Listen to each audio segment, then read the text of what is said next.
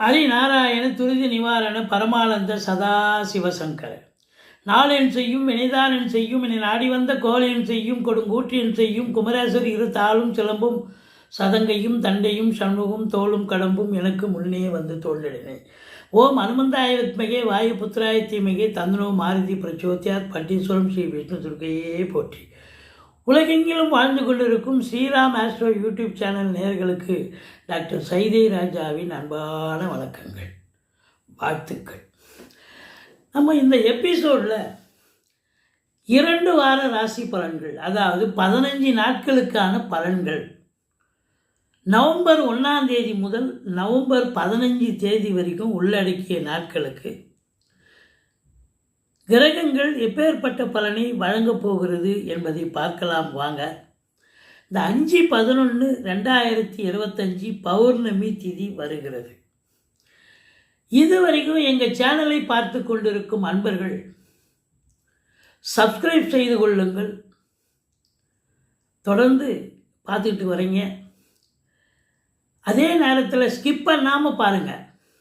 ஏன்னா ஒவ்வொரு எபிசோட்லேயும் கடைசியில் ஒரு முக்கியமான தகவல் நம்ம சொல்ல போகிறோம். ஒரு முத்தாய்ப்பான தகவல் என்ன அப்படின்னா, ஒவ்வொரு ராசியிலும் ஒவ்வொரு நட்சத்திரத்தில் பிறந்தவங்களுக்கு அவங்களுடைய பண வருவாய் எப்படி இருக்கும், எப்படி வருவாயை ஈட்டிக்கொள்வது, எந்த தெய்வத்தை வழிபாடு செய்வது அப்படிங்கிற ஒரு விலாவாரியான ஒரு சம்பத்து தாரை பற்றி நம்ம விளக்கமாக சொல்ல போகிறோம். எங்களுடைய வீடியோ பிடிச்சிருந்தால் லைக் பண்ணுங்கள், ஷேர் பண்ணுங்கள், சப்ஸ்கிரைப் பண்ணுங்கள், மறக்காமல் சப்ஸ்கிரைப் பண்ணுங்கள். நன்றி, வாழ்க வளமுடன். மேஷ ராசி அன்பர்களுக்கு வணக்கம். மேஷ ராசி காலபுருஷனுக்கு முதல் ராசி. அஸ்வினி பரணி கார்த்திகை முதல் பாதம் உள்ளடக்கியது. அதாவது 15 நாட்களுக்கான பலன்கள். நவம்பர் 1ஆம் தேதி முதல் நவம்பர் 15ஆம் தேதி வரைக்கும் கிரகங்கள் மேஷ ராசிக்கு எப்பேற்பட்ட பலனை வழங்கப் போகிறது பார்க்கலாம் வாங்க. அதாவது எந்த ஒரு ராசியில் பிறந்தாலும், யாராக இருந்த போதிலும், தொழில் உத்தியோகம் சிறப்பாக இருந்ததுன்னு சொன்னால் மற்ற விஷயங்கள் வருமானம் வந்துடும். மற்ற குடும்பத்தில் அதை ஓரளவுக்கு சரி பண்ணக்கூடிய நிலை ஏற்படும்.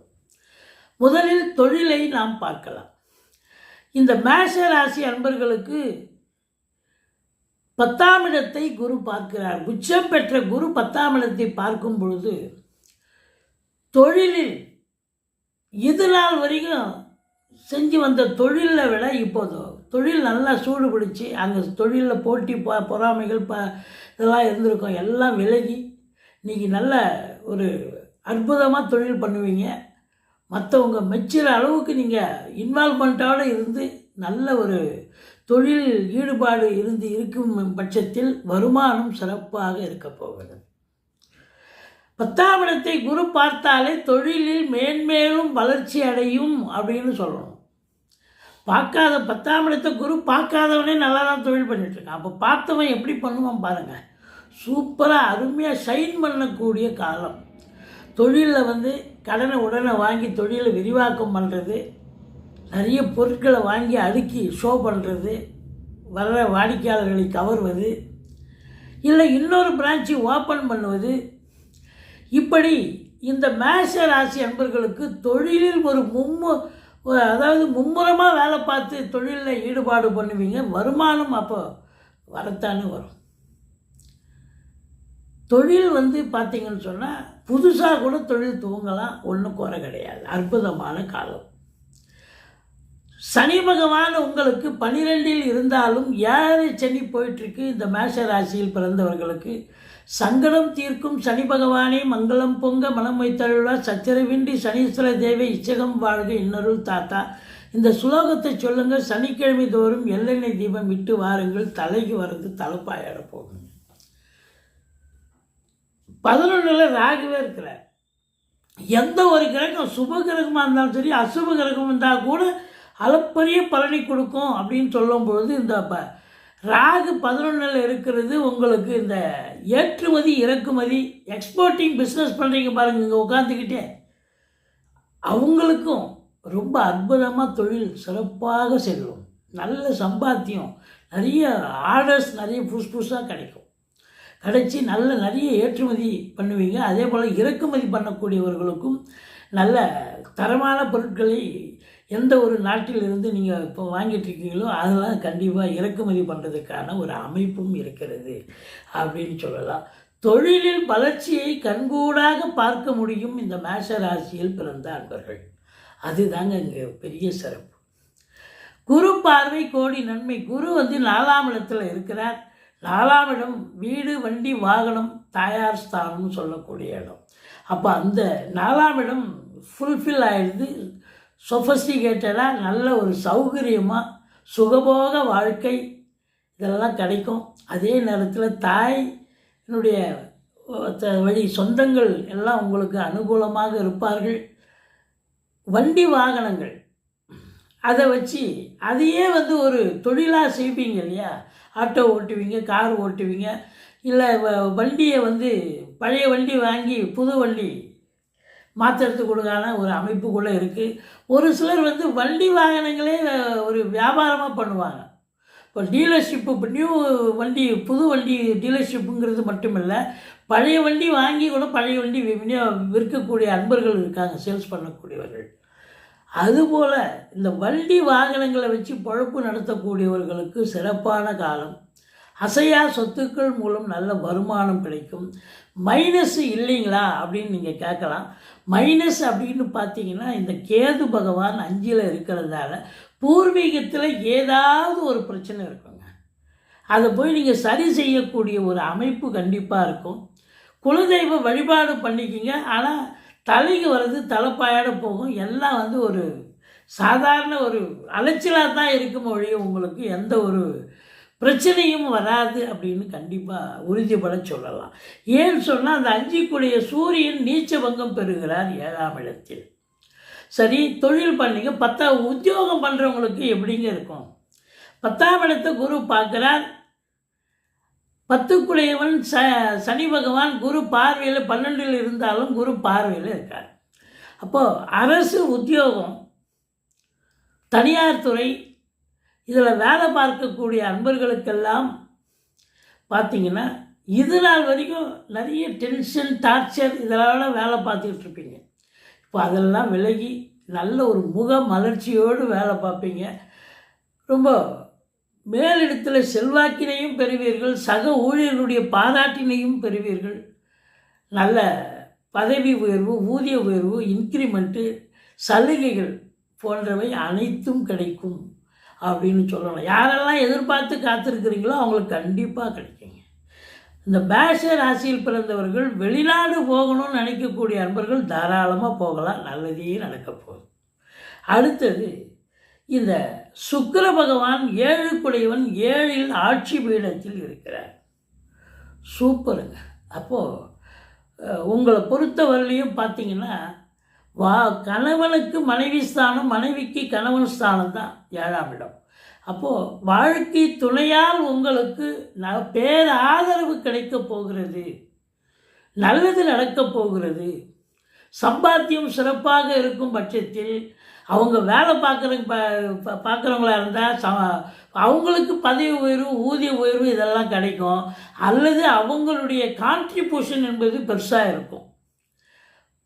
எப்படி அப்படின்னா பிறந்த வீட்டில் இருந்து அவங்க வாங்கிட்டு வரக்கூடிய நிலை இருக்கும். இப்போ பங்கு பிரித்து பாகம் பிரித்து கொண்டு வருவாங்க. அதனாலையும் ஒரு நல்ல பண வரவு, சந்தோஷம், நிம்மதி கண்டிப்பாக உண்டு. ராசிநாதன் 8ஆம் இடத்தில் இருந்த போதிலும் குரு பார்வையில் இருப்பதால் குரு மங்கள யோகம் ஏற்படுகிறது. அப்போது இந்த ராசி அன்பர்களுக்கு பார்த்தீங்கன்னு சொன்னால் இந்த 15 நாளும் சூப்பராக இருக்க போது, சாதிக்க போகிறீங்க. தொழில் வளர்ச்சி, உத்தியோக மேன்மை இருக்க போகிறது. சிறப்பாக தொழில் நடத்த போகிறீங்க. கணவன் மனைவி 7ஆம் இடம் சுக்கிரன் 2 7க்கும் உடையவன். அப்போ நல்ல பண வரவு இருக்க போது, கணவன் மனைவி சந்தோஷம் குதூகலம் இருக்க போது, நிம்மதியான ஒரு 15 நாள் இந்த 2 வாரமும் நிம்மதியை தரக்கூடிய ஒரு காலகட்டமாக இருக்கிறது. உங்களுடைய முயற்சி பாருங்கள். 3ஆம் இடத்து அதிபதி 7ல் அமர்ந்திருக்கிறார். அப்போ முயற்சி கண்டிப்பாக சக்ஸஸ் ஆகும். வேலை விஷயமாகட்டும், தொழில் விஷயமாகட்டும், நீங்கள் எடுக்கிற முயற்சி கண்டிப்பாக சக்ஸஸ் ஆகும். சரி, இப்போது அஸ்வினி நட்சத்திரத்தில் பிறந்தவர்களுக்கு அதி தேவதை சரஸ்வதியையும் பிள்ளையாரையும் வழிபாடு செய்து கொள்ளுங்கள்.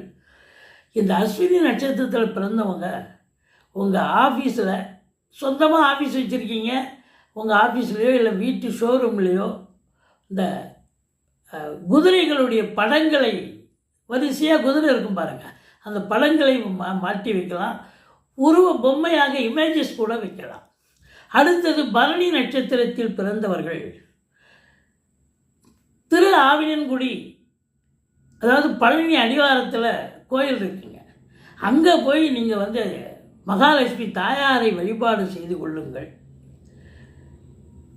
நெல்லிக்காய் பெரும்பாலும் எப்போவுமே ஊறுகாய் வீட்டில் எப்போவுமே இருக்கணுங்க. ஊறுகாய் இல்லாத வீடு இருக்கவே கூடாது. உப்பு இல்லாமல் கூட வீட்டில் இருக்கலாம், ஆனால் ஊறுகாய் இல்லாமல் இருக்கக்கூடாது. அந்தளவுக்கு ஊறுகாய் ஏதாவது ஒன்று இருந்தால் தான் லட்சுமி கடாட்சம். அதுலேயும் இந்த பரணி நட்சத்திரத்தில் பிறந்தவங்க நெல்லிக்காய் ஊறுகாய் வாங்கி வைக்கலாம். நெல்லிக்காயை நிறைய பயன்படுத்திக்கலாம் சமையல் மற்றும் எல்லா விஷயங்களுக்கும். முருகப்பெருமானை வழிபாடு செய்யுங்கள். பரணி அதாவது பரணி நட்சத்திரத்தில் பிறந்தவர்கள் தரணி ஆளக்கூடியவர்கள். கார்த்திகை முதல் பாதத்தில் பிறந்தவர்கள் அதிதேவதை அக்னி பகவான். அக்னி பகவானை வழிபாடு செய்து கொள்ளுங்கள்.